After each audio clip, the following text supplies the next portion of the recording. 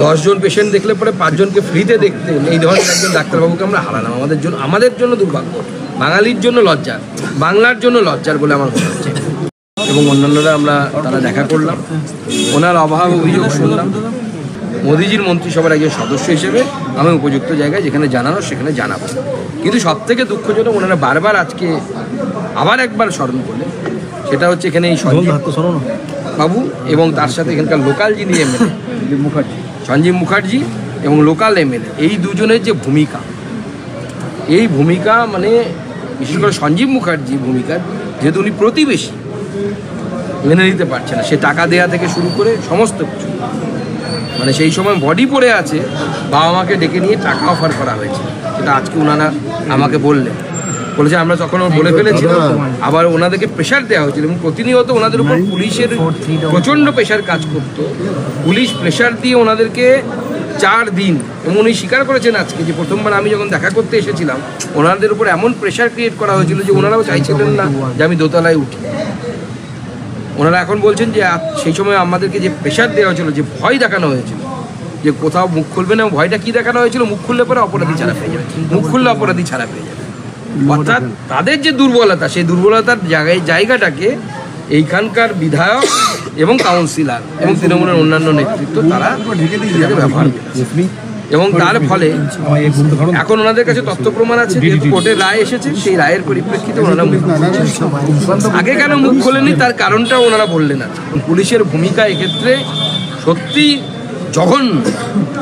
জঘন্য শব্দটাও কম হচ্ছে আর কি। এবং মাননীয় মুখ্যমন্ত্রীর উপরে ওনাকে মাননীয় মুখ্যমন্ত্রীর সাথে সেই সময় বিধায়ক এবং সঞ্জীব মুখার্জি কথা বলানোর চেষ্টা করেছে, ওনারা রাজি হননি সেই সময় কথা বলার জন্য।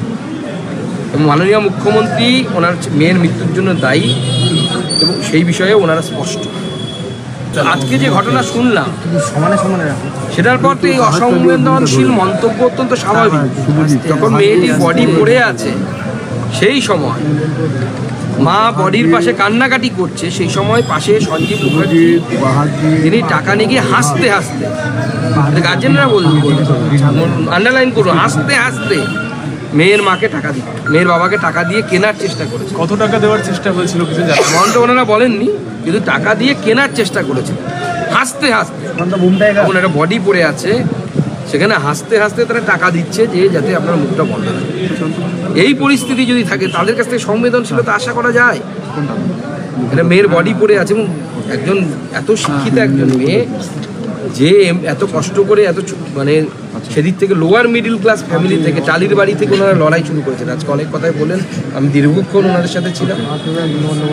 মানে এই লড়াই করে এই জায়গায় পৌঁছেছিল মেয়েটি, এবং এত ভালো 10 জন পেশেন্ট দেখলে পরে 5 জনকে ফ্রিতে দেখতে এই ধরনের একজন ডাক্তারবাবুকে আমরা হারালাম। আমাদের জন্য দুর্ভাগ্য, বাঙালির জন্য লজ্জা, বাংলার জন্য লজ্জার বলে আমার মনে হচ্ছে। এবং এর পেছনে আমাদের বিশ্বাস, পরিবারেরও বিশ্বাস, এবং আমিও ব্যক্তিগতভাবে মনে করি যে লার্জার কনস্পিরেসি আছে। নিশ্চয়ই মেয়েটি ওষুধ জালিয়াতি সম্পর্কে বা ওষুধ চোরা পাচার সম্পর্কে কিছু জানতে পেরে গেছিলো, কারণ চেস্ট মেডিসিনের একটি অ্যান্টিবায়োটিক অনেক দামি দামি ওষুধ হয়, 6,000-7,000 টাকা করে দামি ওষুধ হয়। নিশ্চয়ই এমন কিছু জানতে পেরে গেছিলো, যেই জন্য তার মুখটা বন্ধ করা অত্যন্ত প্রয়োজন। এবং এক্ষেত্রে হসপিটালের আরও চেস্ট মেডিসিনের অন্যান্য ডাক্তারবাবুরা হয়তো যুক্ত থাকতে পারে, কারণ ওনাদের আমাদের নির্ভয়ার উপরে যে ভিপি তাকে বলেন, তিনি যে ধরনের মন্তব্য করছেন বা কোর্টের সামনে বলেছেন, তিনি নিজেই 12টা বা 2টোর পর কেউ কোনো ডাক্তার সিনিয়র ডাক্তার থাকে না, অথচ তিনি বলছেন 4টে থেকে 8টে নাকি মেয়েটি কোথায় ছিল আমরা জানি না, অথচ সেই সময় গার্জেনের সাথে কথা হয়েছে, মেয়েটি হসপিটালে ছিল, আরজি ঘরের মধ্যে ছিল। বিরাট একটা চক্র চলছে পুরো বিষয়টিকে ধামাচাপা দেওয়ার। আর এখানকার বিধায়ক তো ধামাচাপা এক্সপার্ট হয়ে গেছে। রিসেন্টলি শুনলাম এখানে কোনো একটা কেস ঘটেছে, আপনারা ডিটেলসে বলতে পারবেন? হ্যাঁ, অমরাবতী মারপিট, হ্যাঁ, ও অমরাবতী, ওখানে সেটাকেও ধামাচাপা দেওয়ার জন্য এই ঘোষবাবুকে কাজে লাগানো হয়।